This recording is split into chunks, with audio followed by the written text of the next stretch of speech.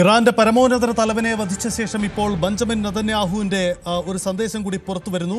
വരാനിരിക്കുന്ന ദിവസങ്ങളിൽ ഞങ്ങൾ ഭീകര ഭരണകൂടത്തിന്റെ ആയിരക്കണക്കിന് ലക്ഷ്യങ്ങളെ ആക്രമിക്കും. അതായത് ഇനിയും ഇത്തരം സൈനിക നീക്കങ്ങൾ ഉണ്ടാകുമെന്ന മുന്നറിയിപ്പാണ് ഇസ്രായേൽ പ്രധാനമന്ത്രി ബെഞ്ചമിൻ നെതന്യാഹു നൽകുന്നത്. ഇറാനിലെ ധൈര്യശാലികളായ ജനങ്ങൾക്ക് അടിച്ചമർത്തലിന്റെ ചങ്ങലകളിൽ നിന്നും മോചിതരാവാനുള്ള സാഹചര്യങ്ങൾ സൃഷ്ടിക്കുമെന്നാണ് അദ്ദേഹത്തിന്റെ പ്രഖ്യാപനം. ഇതിനാലാണ് ഞാൻ നിങ്ങളോട് വീണ്ടും അഭിസംബോധന ചെയ്യുന്നത്. ഇറാൻ പൗരന്മാരെ ഈ അവസരം കൈവിടരുത്. തലമുറകളിൽ ഒരിക്കൽ മാത്രമേ ഇത്തരമൊരു അവസരം വരാറുള്ളൂ. നിങ്ങളുടെ നിമിഷം ഉടനെത്തും. നിർജീവമായി ഇരിക്കരുത്. ലക്ഷക്കണക്കിന് ആളുകളുമായി തെരുവിലേക്കിറങ്ങി നിങ്ങളുടെ ജീവിതം കഠിനമാക്കിയ ഭീകര ഭരണകൂടത്തെ അട്ടിമറിക്കാൻ നിങ്ങൾ തയ്യാറാവേണ്ട നിമിഷമാണിത്. നിങ്ങളുടെ ദുരിതവും ത്യാഗങ്ങളും വ്യർത്ഥമാവില്ല. നിങ്ങൾ ഏറെ നാളായി കാത്തിരിക്കുന്ന സഹായം ഇപ്പോൾ എത്തിയിരിക്കുന്നു. സഹായം എത്തിച്ചിട്ടുണ്ട്. ഇപ്പോൾ ചരിത്രപരമായ ദൗത്യത്തിനായി തയ്യാറെടുക്കൂ എന്നതാണ് ഇറാനിയൻ ജനതയോട് ബെഞ്ചമിൻ നെതന്യാഹു പറയുന്നത്. അതായത് പരമോന്നത നേതാവിൻ്റെ വധശേഷം ഇനി ജനങ്ങൾ പുതിയ ഭരണത്തിന് വേണ്ടി ഒന്നിക്കൂ, പുറത്തിറങ്ങൂ, ഭരണകൂടത്തെ അട്ടിമറിക്കൂ. ഈ ആഹ്വാനമാണ് ബെഞ്ചമിൻ നെതന്യാഹു നടത്തുന്നത്. അതായത് പരമോന്നത നേതാവിനെ വധിച്ചത് കൊണ്ടും തീരുന്നില്ല, ഇനിയും സൈനിക നടപടികൾ ഉണ്ടാകും എന്ന് മാത്രമല്ല, അത് മറ്റു ചില ലോകരാജ്യങ്ങൾക്കുള്ള മുന്നറിയിപ്പ് കൂടിയാണ് ബെഞ്ചമിൻ നെതന്യാഹുവിൻ്റെ വാക്കുകൾ. ലോകത്തിനിയും യുദ്ധ നീക്കങ്ങൾ ഉണ്ടാകുമെന്ന മുന്നറിയിപ്പുകളാണ്. അടുത്തിടെ ഉണ്ടാകുന്ന ഒരു കൂട്ടുകെട്ടാണ് ഇസ്രായേൽ പ്രധാനമന്ത്രിയും ബെഞ്ചമിൻ നെതന്യാഹുവും ഡൊണാൾഡ് ട്രംപും. ഈ കൂട്ടുകെട്ട്, ഈ സൈനിക നടപടികൾ രാജ്യത്ത് ലോകരാജ്യങ്ങളിൽ പലയിടങ്ങളിലായി പടരുന്ന ഒരു പ്രശ്നമായി, പ്രതിസന്ധിയായി മാറുകയാണ്. ഇറാന്റെ ഭരണാധികാരി എത്ര കണ്ട് ഏകാധിപതിയാണെങ്കിലും ആ സൈനിക തലവനെ സൈനിക നീക്കത്തിലൂടെ വധിച്ച നടപടിയെ വിമർശിക്കുന്നവരും ഏറെയുണ്ട് എന്നതാണ് പശ്ചാത്തലം. ഇന്ത്യയിലടക്കം അതിൻ്റെ ചില പ്രതിഷേധങ്ങളുണ്ട്. പാകിസ്ഥാനിലെ നീക്കങ്ങളൊക്കെ നമ്മൾ കണ്ടതുമാണ്. ആ തരത്തിലേക്ക് പ്രതിഷേധങ്ങൾ കടന്നുപോകുന്നു എന്നതാണ് സാഹചര്യം. വിനോദ് ചേരുന്നുണ്ട്. വിനോദ്, ബെഞ്ചമിൻ നെതന്യാഹു വീണ്ടും മുന്നറിയിപ്പ് നൽകുകയാണ്. ഒപ്പം തന്നെ ലോകത്തിൻ്റെ പല ഭാഗങ്ങളിലായി ഇതിൻ്റെ അസ്വസ്ഥതകൾ പ്രകടമാവുകയും ചെയ്യുന്നുണ്ട്. ഇന്ത്യ പലയിടങ്ങളിലുമുള്ള പൗരന്മാർക്കും നിർദ്ദേശവും ജാഗ്രതാ മുന്നറിയിപ്പും ഒക്കെ നൽകിയിട്ടുമുണ്ട്. എന്താണ് ഇപ്പോഴത്തെ അവസ്ഥ? എന്താണ് ഇതിനോട് ഇറാനിലെ സാഹചര്യം എന്താണ്? ഒപ്പം മറ്റിടങ്ങളിലും ഇത് സംബന്ധിച്ച സൈനിക നീക്കങ്ങൾ നടക്കുന്നു. സൈത്ത്, ഏറ്റവും ഒടുവിൽ ബെഞ്ചമിൻ നെതന്യാഹുവിൻ്റെ കുറിപ്പ് വരുമ്പോൾ, അദ്ദേഹത്തിൻ്റെ വാർത്താ കുറിപ്പ് വരുമ്പോൾ അതിൽ വ്യക്തമാക്കുന്നത് യുദ്ധം അവസാനിക്കില്ല എന്ന് തന്നെയാണ് വ്യക്തമാകുന്നത്. കാരണം 1000-ഓളം കേന്ദ്രങ്ങൾ ഇനിയും ആക്രമിക്കും എന്ന ഒരു കൃത്യമായ സന്ദേശം തന്നെയാണ് ഇസ്രായേൽ ഇപ്പോൾ അവരുടെ നിലപാടായി വെളിപ്പെടുത്തുന്നത്. അതായത് ഇനിയും ഇത്തരം ആക്രമണങ്ങൾ തുടരും, വരും ദിവസങ്ങളിൽ അത് തുടരും എന്ന് അദ്ദേഹം പറയുന്നു. മാത്രമല്ല, ഇറാനിലെ ജനതയോട് അദ്ദേഹം ആഹ്വാനം ചെയ്യുന്നത് നിങ്ങൾ തെരുവിലിറങ്ങണം എന്നതാണ്. നമ്മൾ കണ്ടു നേരത്തെ തന്നെ ഈ ജെൻസി തലമുറ, അവർ ഇറാനിൽ പലയിടങ്ങളിലായി അവരുടെ ആഹ്ലാദം, ഖമേനിയുടെ മരണവിവരം അറിഞ്ഞതിന് പിന്നാലെ വലിയ തോതിൽ യുവതലമുറ ആഘോഷിക്കുന്ന, വലിയൊരു വിഭാഗം ജനങ്ങൾ അവിടെ അത് ആഘോഷിക്കുന്ന കാഴ്ചകൾ ഉണ്ടായി. അത് കൃത്യമായി മുതലെടുക്കുക, അത്തരമൊരു സാഹചര്യം നിലനിർത്തുക, അല്ലെങ്കിൽ അത് കൂടുതൽ വ്യാപിപ്പിക്കുക എന്ന ഒരു തന്ത്രമാണ് ഇസ്രായേലിൻ്റെ ഭാഗത്ത് നിന്ന് വരുന്നതെന്ന് വളരെ വ്യക്തമാണ്. അതായത് ആഭ്യന്തര കലാപത്തിലേക്ക് കാര്യങ്ങളെ കൊണ്ടുപോവുക. ഇറാൻ ഇപ്പോൾ ഇസ്രായേലിനെ ആക്രമിക്കുക അല്ലെങ്കിൽ അമേരിക്കയെ ആക്രമിക്കുക എന്നതിനപ്പുറത്തേക്ക് ഇറാന് അടിക്കേണ്ടി വരുന്നത് ഗൾഫ് രാജ്യങ്ങളിൽ വലിയൊരു വിഭാഗം രാജ്യങ്ങളെയാണ്. ആ തരത്തിലുള്ള ആക്രമണവുമായാണ് ഇറാൻ പോകുന്നത്. അവർ കുവൈറ്റിനെ ആക്രമിക്കുന്നു, ഖത്തറിനെ ആക്രമിക്കുന്നു, ബഹ്റിനെ ആക്രമിക്കുന്നു, ദുബായിൽ ആക്രമണം നടത്തുന്നു, അങ്ങനെ ഒമാനിൽ ആക്രമണം നടത്തുന്നു. ഒട്ടനവധി രാജ്യങ്ങളിൽ, അതായത് അമേരിക്കയ്ക്ക് എയർബേസ് നൽകിയിട്ടുള്ള ഓരോ രാജ്യത്തെയും അവർ എണ്ണം പറഞ്ഞ് ആക്രമിക്കുന്നുണ്ട്. പക്ഷേ ഇറാനെ സംബന്ധിച്ച് ഇത് എത്ര നാൾ ഈ ഒരു യുദ്ധവുമായി മുന്നോട്ട് പോകാൻ കഴിയും? മാത്രമല്ല, മിഡിൽ ഈസ്റ്റിലെ മറ്റ് രാജ്യങ്ങളെല്ലാം ശത്രുക്കളാക്കിക്കൊണ്ട് എങ്ങനെ ഈ ഇത്തരമൊരു യുദ്ധവുമായി മുന്നോട്ട് പോകാൻ കഴിയുമെന്നത് വളരെ പ്രധാനപ്പെട്ട കാര്യമാണ്. മാത്രമല്ല, ഇറാൻ്റെ ഒരു പ്രതീക്ഷ ഉണ്ടായിരുന്നത് റഷ്യയുടെ സഹകരണം ഉണ്ടാകുമെന്നതാണ്. അമേരിക്കയുടെ പടക്കപ്പലുകൾ ഇറാൻ തീരത്ത് നിലയുറപ്പിച്ചപ്പോൾ തന്നെ ആഴ്ചകളായി തുടരുന്ന ഒരു യുദ്ധ നടപടിയായിരുന്നു.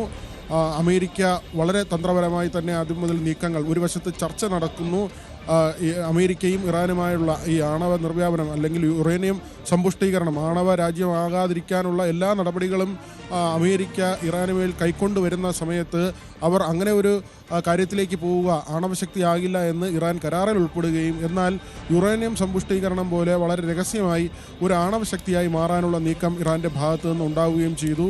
ഇത് മനസ്സിലാക്കിക്കൊണ്ടാണ് ആദ്യം ഒരു ചർച്ചയിലേക്ക് അമേരിക്ക പോയത്. എന്നാൽ അമേരിക്കയുടെ നിർദ്ദേശങ്ങൾ അംഗീകരിക്കാൻ ഇറാൻ തയ്യാറായിരുന്നില്ല. അവിടെയാണ് അമേരിക്ക സ്വാഭാവികമായും മിഡിൽ ഈസ്റ്റിൽ അവരുടെ ആക്രമണങ്ങൾക്ക് അവരുടെ കുന്തമന എന്നത് ഇസ്രായേലാണ്.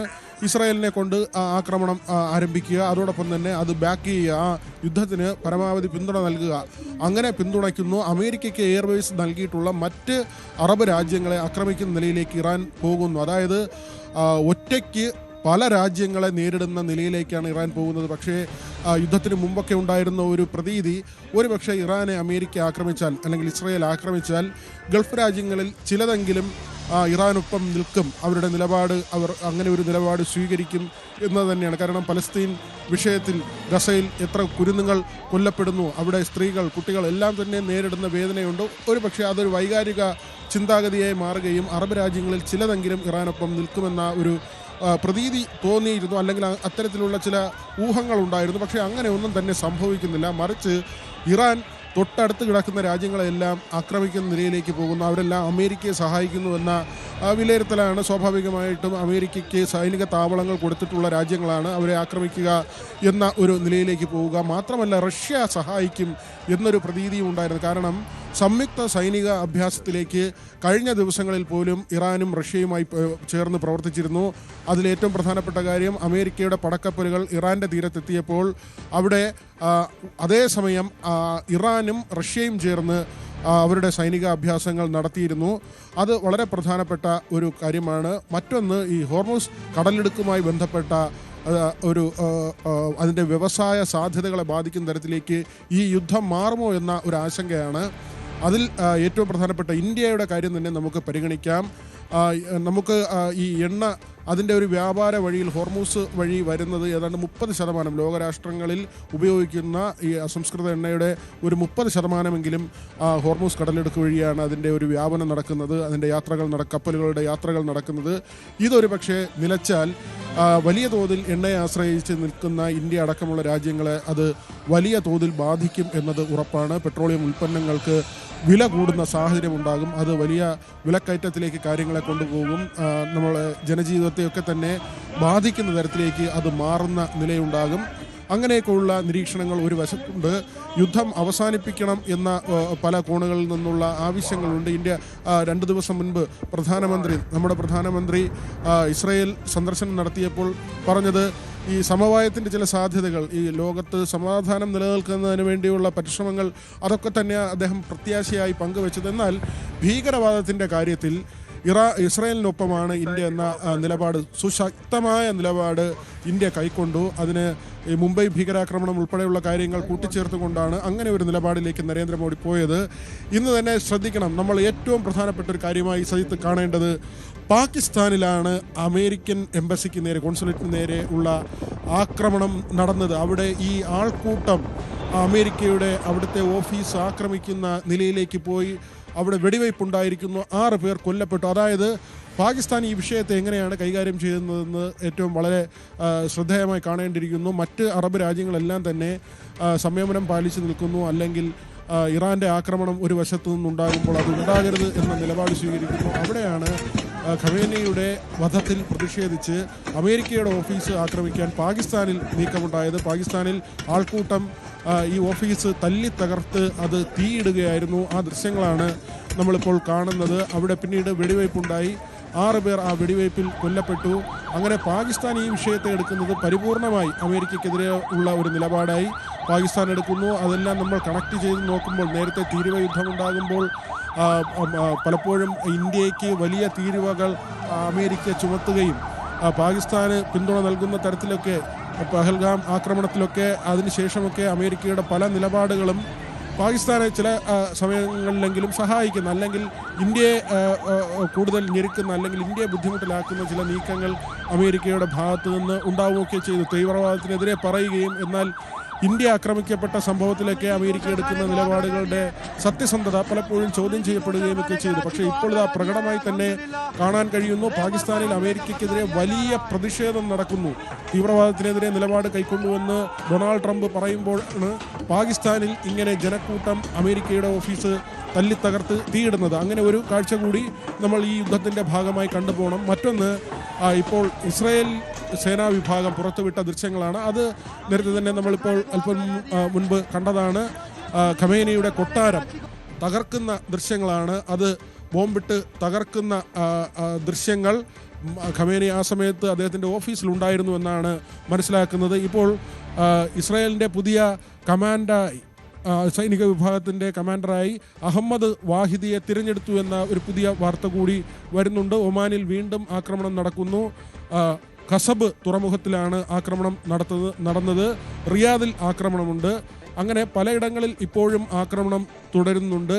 ഖമേനിക്ക് പുറമെ മറ്റ് പ്രമുഖർ കൂടി ഇറാനിൽ കൊല്ലപ്പെട്ടിട്ടുണ്ട്. ഈ ആക്രമണത്തിൽ കൊല്ലപ്പെട്ടു. അലി സംഖാനി, അത് ഖമേനിയുടെ സെക്യൂരിറ്റി അഡ്വൈസറാണ്. അതോടൊപ്പം തന്നെ ജനറൽ അബ്ദുൾ റഹീം മൗസ്വാനി, അദ്ദേഹം ഇറാൻ്റെ ആംഡ് ഫോഴ്സിൻ്റെ ചീഫ് ഓഫ് സ്റ്റേറ്റ് എന്ന പദവി വഹിച്ചിരുന്ന ആളാണ്. പ്രതിരോധ മന്ത്രി കൊല്ലപ്പെട്ടു. IRGC കമാൻഡർ ഇൻ ചീഫ് കൊല്ലപ്പെട്ടിരിക്കുന്നു. അത് ഇറാൻ്റെ സൈനിക വിഭാഗമാണ്. അങ്ങനെ ഏറ്റവും പ്രമുഖർ തന്നെ കൊല്ലപ്പെട്ടിരിക്കുന്നു. ഇനി ഇറാനിലെ താൽക്കാലിക ഭരണകൂടം രൂപീകരിക്കുന്നതുമായി ബന്ധപ്പെട്ട കാര്യങ്ങളാണ്. അലി ലാരിജാനി ഒരുപക്ഷെ ഇതിൻ്റെ പരമാധികാരിയായി വരാൻ, അടുത്ത അവകാശിയായി വരാനുള്ള സാധ്യതകൾ പലരും കാണുന്നുണ്ട്. എന്നാൽ ഖമേനിയുടെ തന്നെ മകൻ മുസ്തഫ, അദ്ദേഹം ഖമേനിയുടെ രണ്ടാമത്തെ മകനാണ്. അദ്ദേഹത്തിന് സൈന്യത്തിൽ വലിയ സ്വാധീനമുള്ള വ്യക്തിയാണ്. അദ്ദേഹം ഒരുപക്ഷെ പരമാധികാരിയായി വരാനുള്ള സാധ്യത തള്ളിക്കളയുന്നില്ല. അദ്ദേഹത്തിൻ്റെ പേര് പറഞ്ഞ് ഉയർന്നു കേൾക്കുന്നുണ്ട്. മത പാഠശാലകളുടെ തലവനുണ്ട് അലി റാസ അറാഫി. ഒരുപക്ഷെ അദ്ദേഹം പരമോന്നത പദവിയിലേക്ക് വന്നേക്കാം. മറ്റൊരു മുതിർന്ന മതനേതാവുണ്ട് അഹമ്മദ് ഖത്താഫി, ഒരുപക്ഷെ അദ്ദേഹം വരാനുള്ള സാധ്യത. അങ്ങനെ പല പേരുകൾ ഇപ്പോൾ ഉയർന്നു കേൾക്കുന്നുണ്ട്. ഇതൊരു പ്രത്യേക സമിതിയാണ്. അവിടുത്തെ ജുഡീഷ്യറിയുടെ തലവനും അതോടൊപ്പം തന്നെ ഗാർഡിയൻ കൗൺസിലിൻ്റെ പ്രതിനിധി, ഒപ്പം തന്നെ പ്രസിഡന്റ്, ഇവരെല്ലാം ചേർന്നാണ് പരമാധികാരിയെ തിരഞ്ഞെടുക്കുന്നത്. അങ്ങനെയുള്ള ഒരു സമിതിയുടെ യോഗം അത് ചേരേണ്ടതുണ്ട്. അതിനുശേഷമായിരിക്കും ആരാകും അടുത്ത പരമാധികാരി എന്ന കാര്യത്തിൽ തീരുമാനമുണ്ടാകുക. ഇവിടെ ഏറ്റവും പ്രധാനപ്പെട്ട കാര്യം, ഇറാനിൽ ജനങ്ങൾക്കിടയിൽ രണ്ട് തരത്തിൽ ഈ സംഭവത്തെ അവർ കാണുന്നു എന്നതാണ്. ഒരു വിഭാഗം പേർ ഈ ഏകാധിപത്യ ഭരണമാണ് നടന്നത്, അതിന് അറുതി വന്നിരിക്കുന്നു, അതിൻ്റെ ആഹ്ലാദം പങ്കുവയ്ക്കുന്നു. പക്ഷേ ഒരു വിഭാഗം ആളുകൾ നിരത്തിലിറങ്ങുന്നത് ഖമേനിയുടെ മരണത്തിൽ വേദനിച്ചുകൊണ്ടാണ്. അദ്ദേഹത്തെ കൊലപ്പെടുത്തി, ഇത് അമേരിക്കയുടെ അതിക്രമമാണ് എന്ന നിലയിൽ ഈ വിഷയത്തെ സമീപിക്കുന്ന ജനതയുമുണ്ട്. അങ്ങനെ പലതരത്തിലാണ്. അവിടെയാണ് ബെഞ്ചമിൻ നെതന്യാഹുവിൻ്റെ ഇപ്പോഴത്തെ വാർത്താക്കുറിപ്പിനെ നമ്മൾ കാണേണ്ടത്. അദ്ദേഹം പറയുന്നത്, ഞങ്ങൾ ചെയ്യാനുള്ളത് ചെയ്തു, ഇനി തുടർന്ന് ചെയ്യാനുള്ളത് ഇറാനിലെ ജനതയാണ്. നിങ്ങൾക്ക് മുന്നിൽ ഇതാ ഒരു അവസരം വന്നിരിക്കുന്നു, നിങ്ങൾ അത് ഫലപ്രദമായി വിനിയോഗിക്കണം എന്നതാണ്. തെരുവിലിറങ്ങൂ എന്ന ആഹ്വാനമാണ് അദ്ദേഹം നൽകുന്നത്. അതായത് തെരുവിലിറങ്ങേണ്ടത് ഖമേനിയുടെ അന്ത്യം കുറിച്ചിരിക്കുന്നു. ഇനി അതിനുശേഷം അതിൻ്റെ ഒരു തുടർച്ച ഉണ്ടാകരുത്. അതുകൊണ്ട് ഒരു പുതിയ ലോകം, നിങ്ങൾ ഒരു പുതിയ ലോകക്രമം നിങ്ങൾ ഇറാനിൽ സൃഷ്ടിക്കൂ എന്ന ഒരു സന്ദേശമാണ് ഇസ്രായേൽ നൽകുന്നത്. അതിനർത്ഥം ആഭ്യന്തര യുദ്ധത്തിലേക്ക്, ആഭ്യന്തര കലാപത്തിലേക്ക് ഇറാനെ തള്ളിവിടുക എന്നത് തന്നെയാണ്. അവിടെ ഒരു അസ്ഥിരത ഉണ്ടാക്കുക എന്നത് തന്നെയാണ്. ഇത് പലപ്പോഴും ഈ യുദ്ധത്തിൻ്റെ ഭാഗമായൊക്കെ നടക്കുന്ന കാര്യമാണ്. അത്തരം ഒരു നീക്കം തന്നെയാണ് ഇസ്രായേൽ ഇപ്പോൾ നടത്തുന്നത്. ബെഞ്ചമിൻ നെതന്യാഹു ഇപ്പോൾ ഖമേനി കൊല്ലപ്പെട്ട ശേഷം അദ്ദേഹത്തിൻ്റെ ആദ്യത്തെ ഒരു പൊളിറ്റിക്കൽ സ്റ്റേറ്റ്മെൻറ്റ് എന്ന നിലയിൽ തന്നെ നമുക്ക് കാണാൻ കഴിയുന്നൊരു കാര്യമാണ്. മാത്രമല്ല, ഇതിൽ ഖമേനിയെ കൊല്ലപ്പെട്ടത്, യുദ്ധം തുടങ്ങി വെറും ദിവസങ്ങൾക്കുള്ളിൽ തന്നെ ഒരു പരമാധികാരി കൊല്ലപ്പെട്ടു എന്നതുകൂടി നമ്മൾ കാണേണ്ടതുണ്ട്. പണ്ട് പലപ്പോഴും ഇങ്ങനെ പലരെയും പിടികൂടുന്ന സംഗതികൾ ഉണ്ടായിട്ടുണ്ട്. സദ്ദാം ഹുസൈനെയൊക്കെ പിടികൂടുന്നതും കൊലപ്പെടുത്തിയതും ഒക്കെയുള്ള സംഭവങ്ങൾ, അല്ലെങ്കിൽ തന്നെ അത് നമ്മളൊരു രാജ്യവുമായുള്ള യുദ്ധം എന്ന് നമുക്ക് വിലയിരുത്താം. ബിൻ ലാദനെ പിടികൂടുന്നതിന് അമേരിക്ക നടത്തിയ ശ്രമങ്ങൾ, അങ്ങനെ ഒരുപക്ഷെ കാലങ്ങളോളം നീണ്ടുനിന്ന യുദ്ധങ്ങളും അതിനു വേണ്ടിയുള്ള തിരച്ചിലുകളും ഒക്കെ തന്നെ.